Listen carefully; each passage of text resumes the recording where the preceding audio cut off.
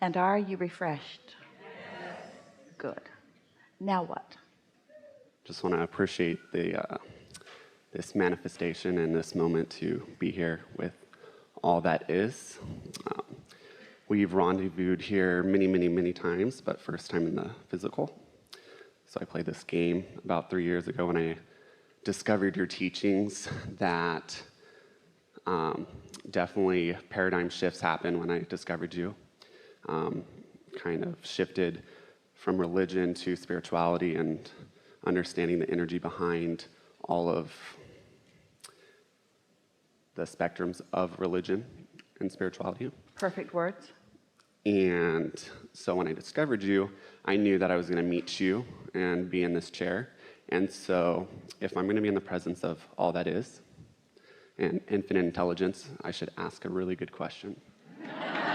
So, yeah.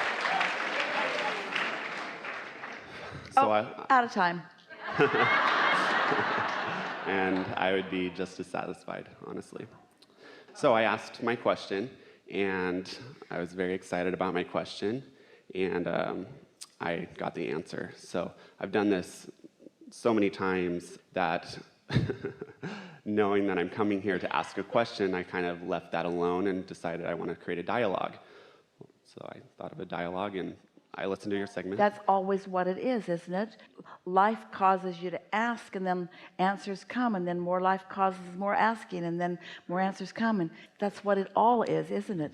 You're not ever going to ask the final question or the really big one or the best one. It's just whatever one is next for you now. Yeah. Yes. Yeah. Yes, absolutely. So even in today, thinking all day long, it's the exact perfect time that I'm in this chair because my questions have evolved constantly and ever will evolve, and I'm in the Did you feel some evolution of them here today? Yes. Yeah. Every single person that came up Yeah. asked every single one of my questions. That's co-creation at its best, isn't it? Yes. It is. Yes. So now in this moment of appreciation and knowing the clarity that where my question arises from, it's the most clearest I'll ever ask this question. Yeah. And I'm ready for the clear answering of all that is. I realize and continue to learn and come into oneness of contrast is not good or bad. Contrast is exactly the perfection of why I'm in the leading edge of this chair and why we're here. Yeah. And I've experienced quite a bit of contrast in the last 3 years since I've come in contact with your teachings. Contrast is the stuff that puts the eternalness in eternity. And contrast is only not enjoyed when you are not in the receiving mode. Contrast usually happens when you're not in the receiving mode. But then when you get into the receiving mode, the benefit of the contrast becomes fully known. So it's necessary to embrace being out of alignment and in alignment in order to have enough contrast. It's all part of it. It's like you finally have to accept your humanness, your humanity-ness. Yeah. Your wholeness. So I have this big desire and vision that I've had since I was wee big, and the contrast has put me more and more closer to that vibration. And before I discovered your teachings, I realized that I created my reality, but indeliberately, and yet it was still beautiful and abundant. Well, those are good words. Most people are creating by default, but they're still creating, and they're still asking, and they're still accomplishing vibrational realities. They're still expanding. It's just that they don't have the satisfaction of getting to witness the coming together of it until they croak. Yeah. And I kind of realized that from someone croaking next, a close one, to realize the value of life is the contrast of that. And so now, when I was creating indeliberately, there's still residual energy that is manifesting from that. It's logical, little momentum. And as I'm moving closer to that desire, things are dropping off and aligning and getting more closer to that vibration. Which means you're feeling better and better. Yes. Yeah. ups and downs a little bit, but it is moving closer to that feeling of. So you can nudge it all the way by understanding the differentiation between relief, getting better and better and better, and satisfied, which holds no resistance. And that satisfaction will come to you immediately in the utter acceptance of the value of the contrast. In other words, when you can say it was worth it, you're there. So I guess my question is. Drum roll, please. Yes. I believe I'm moving downstream, and I've been moving downstream for a long time. Path of least resistance. We agree. No point in getting in the stream, pointing your canoe upstream, and fighting the current. Why don't you just turn and go with the current? No, I have to pay a price. Even though I am aware, and how do I allow myself to stay downstream in a place where I am in contrast, and I feel actually that it's exactly where I'm supposed to be. I'm moving with nature and path of least resistance, but all the surrounding components around me, there's a lot of negativity pointed towards my contrast. Why are you bothered about it? What's bothering you about it? Because those two statements aren't exactly right together. When you're flowing downstream, in the analogy as we offered it, that means you've given up resistance, you're just going with the flow. Your path of least resistance, you are a cooperative component, and when you're flowing downstream, you do not have awareness of resistance. Resistance is when you're paddling upstream. So I've been very general. Just Yes? the specifics of the contrast is I've been in a relationship for 10 years, married for 5, and I've been in a place where I thought I was going to save this individual or be a conduit to putting energy into this person to raise their vibration when they're Yes. not open circuit.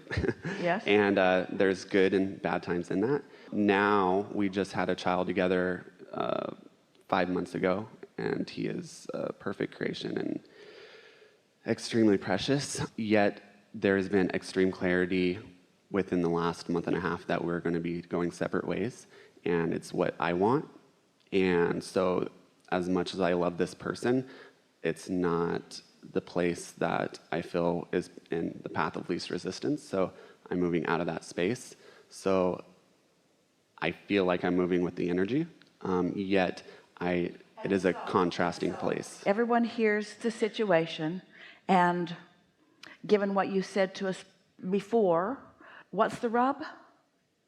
Because the experience has given you clarity, and you've come to a decision, and the decision you've made with great contemplation and evaluation, and you feel that you've made the decision. In fact, it feels like the decision was sort of made for you. It truly is the path of least resistance, but there's something in it that is still struggle for you or contrast for you. Is it that you want that and you want that and you can't have both? Not quite. What is it? What's the struggle? Is the struggle that you thought that you could use the power of your own mind to change circumstances enough that you wouldn't have to go? Perhaps. Is the struggle that you've discovered that it's not your job for somebody else to get you? Is the struggle because you've discovered that your true partnership is with your inner being, and it feels like you're choosing that relationship over all other relationships? Why are you using the word struggle? The life that I desire for my son was always a life with my partner, my wife. But here's a big question we have for you. Given all that you've lived and all that you've come to know, and the satisfaction that you've found in the partnership with your own inner being, do you want your child to learn from you through the clarity of your example about partnering with inner being or about partnering with other humans? That is the exact clarity of what I made the decision for. And I'm backtracking. I keep backtracking, but that's literally the words So that I... as you realize that your child didn't come to mimic what others are doing, your child came to find personal desire and build own vortex. So when through the clarity of your example you reach for what feels good and the words that come from you always do, then this child has an opportunity that is really a wonderful opportunity of seeing how two different people approach life and having an up close and personal understanding of what one approach yields and what another approach yields. Nothing could be more perfect and nothing could have been better planned. I couldn't agree more. You found some relief in that, but our question to you is, are you finding satisfaction in that thought? I am. I just need to sit and resonate in it a little bit more to really feel it. You reflect back to us what we just said to you, because we know for sure you've got it. You tell us what we just said. The just the perfection and we have some questions for you. Yes, please. Will my child, girl or boy? Boy. Will my son learn from my words or through the clarity of my example? The clarity of my example. Does your son have an inner being? Yes. Still connected? Absolutely. Would you like to be a catalyst for helping him maintain that connection? Yes. Would you like to demonstrate a life of utterly no contrast? No. Leaving him completely unprepared for his own life? No. Or is the contrast that you're living and you're rebalancing within it really a wonderful thing for him to witness? Perfect. Do you want your son to acknowledge that you know how to stay satisfied? Or do you want your son to acknowledge that you know how to hammer things into place so that conditions mostly please you? Satisfaction. Do you want your son to know how much you love his mother? Yes. Can you find so many things about satisfaction without making you feel like you have to live with her? Yes. Can you find things that you appreciate and still move to the things that matter most to you? Very much. Can you let go of trying to save someone? Can you acknowledge that no one really needs to be saved, that it could be working out just like they planned it to? Do you have a responsibility to make a commitment and then stick with that commitment forevermore?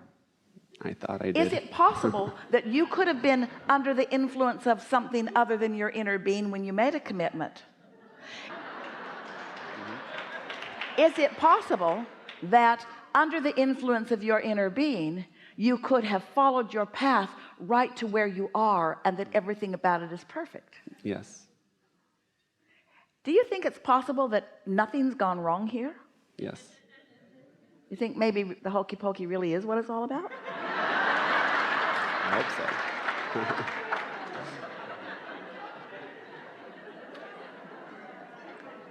Everything's good, isn't it? It really is. Yeah. Enough? You have something more? Perhaps another question. And it's kind of the of time, of being nonlinear. I had a profound experience when I met my son, that a part of my heart opened up that has always been there, but I was not aware of. And it was almost an overwhelming feeling like, you're finally here. I missed you. It's been a long time since I've been Well, it was a acquainted. convergence of your inner being and of his inner being, and your attention in the moment allowed you to have, in other words, we've been talking about thoughts turning to things. And oh, what a celebration it is when the thought of who you are turns to the being of who you are. This is big time creation. When someone is born into the physical, splat, there they are. And when someone is in vibrational sync with Source, as they witness that, then you felt what all of Source was feeling about that occasion. And that rarely happens. That's what that was. Yeah. Enough? For now. Really good. Yeah. Really good. Thank you. Really good.